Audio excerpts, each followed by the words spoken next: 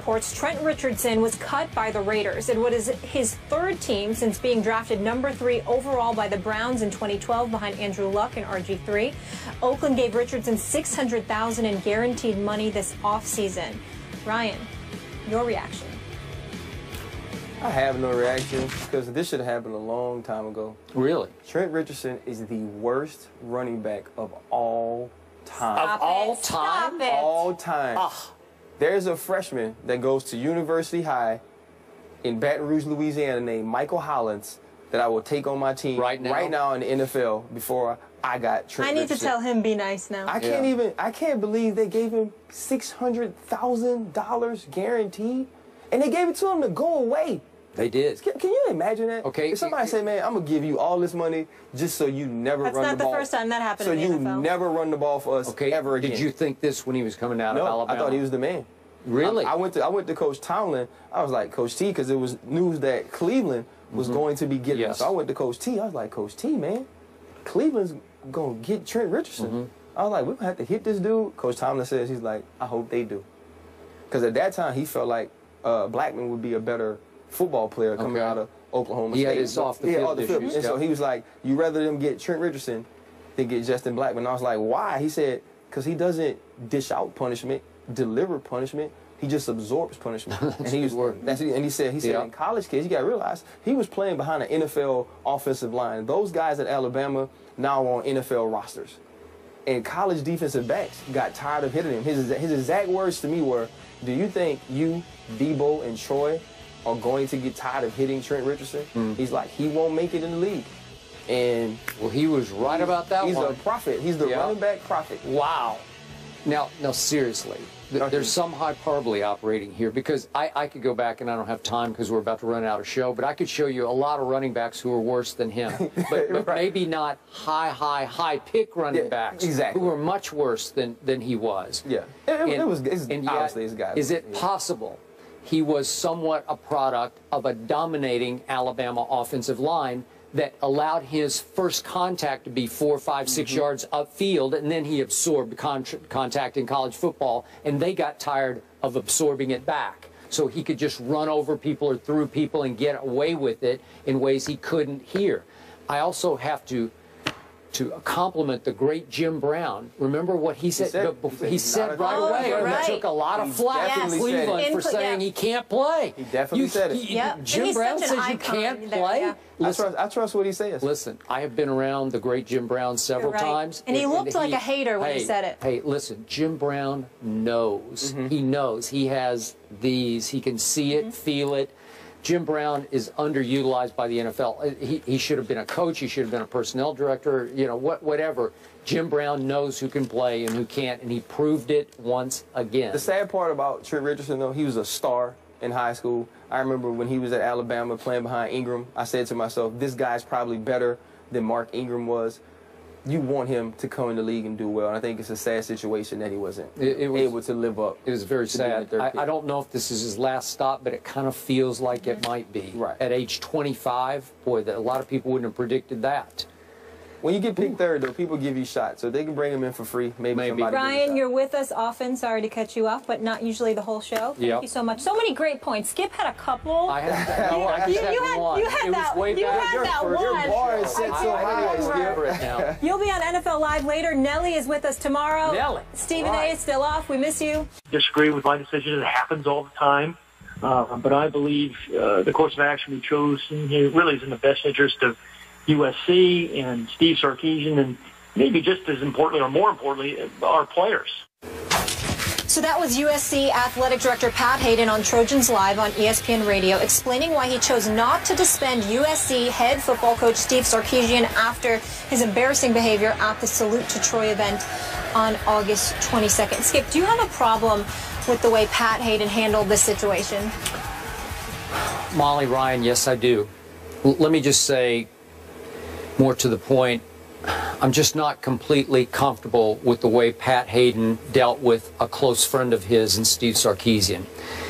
I've known Pat for a long, long time. Back in the day, I actually covered Pat when he was the quarterback of the Los Angeles Rams out of USC. He's a pretty good quarterback, by the way, for being a pretty little guy. I admire him. I believe in him. I believe in his value system, but he's very close with Steve Sarkisian. I know he likes him immensely. Most people who cover him or meet him, I've met him just recently here. I think I met him. You also did. Had dinner with him. Did you? You had dinner with him? Yeah, he was awesome. I was trying to convince him that, hey, I got a son that's a freshman, you know what I mean, going swing down Louisiana, so. Really? Yeah, interesting. So, I think, so you would send your son to play for him? I think after that meeting, you know, I would, depending on how this shapes up. I mean, people make mistakes. Oh, sure. No, I got it. So, yeah, I'm cool with that. Okay, so now we're back to what exactly is going on here.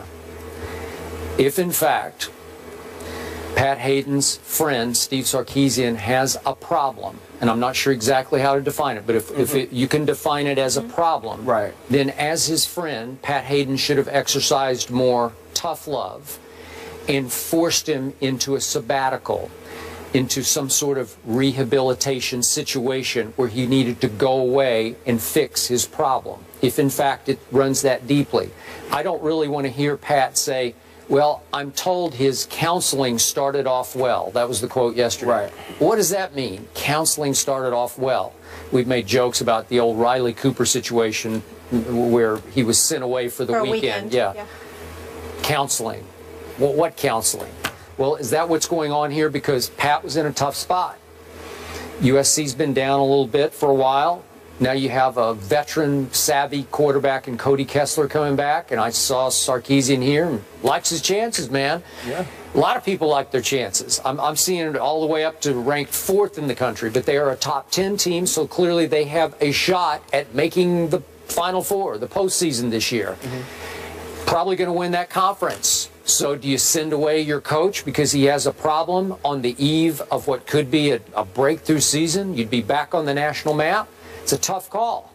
Pat Hayden did what he thought was best for the program, maybe more so than for his friend, Steve Sarkisian. That's my take. Let's also point out this is the first year they're not under the NCAA sanctions anymore. Good point. So Steve Sarkisian, just when I met him, was genuine. He was fun. He was bright.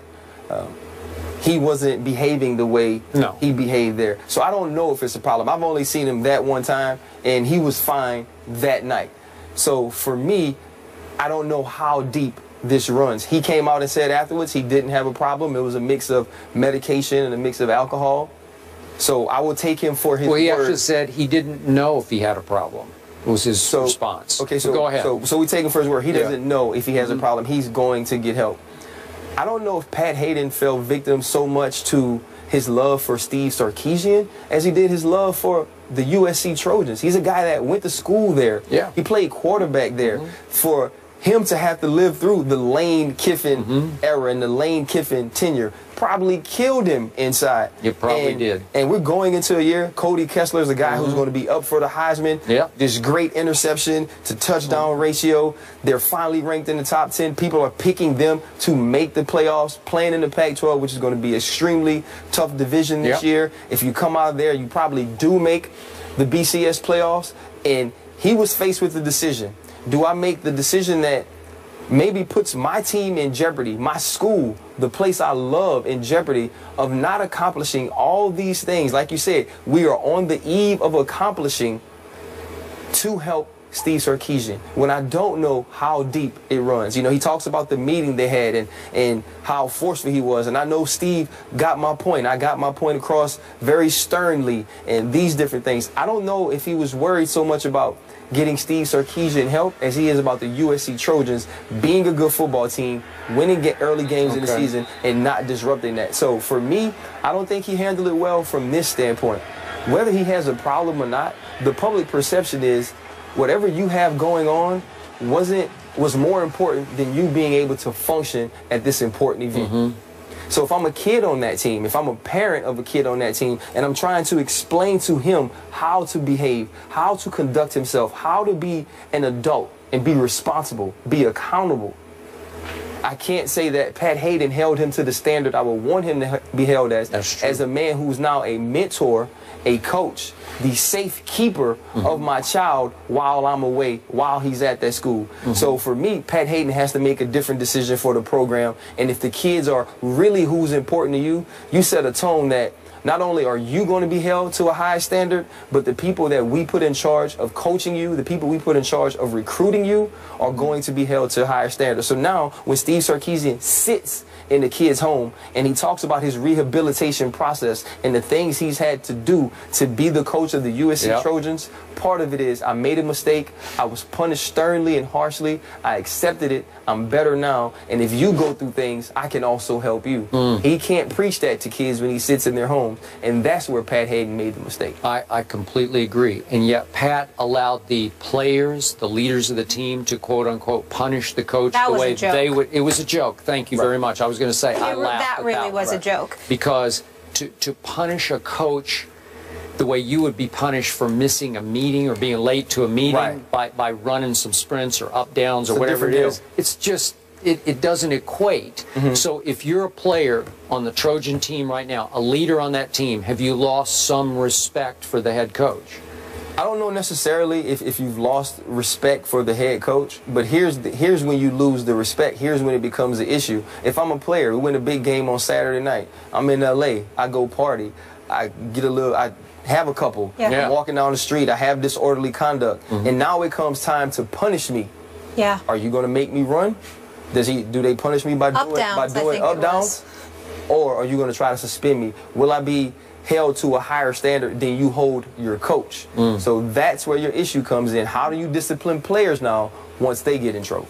I think three main points here. Is he protecting his guy? Is he protecting the school? Or are you sending a message to your kids? I just truly hope it's an isolated incident, and that we'll see moving forward. How's Oakland handling this, gentlemen? The Raiders are paying Trent Richardson $600,000 to not play with the team. Ryan Clark believes he knows why. I can't wait for this. You gonna tell us? Educate us.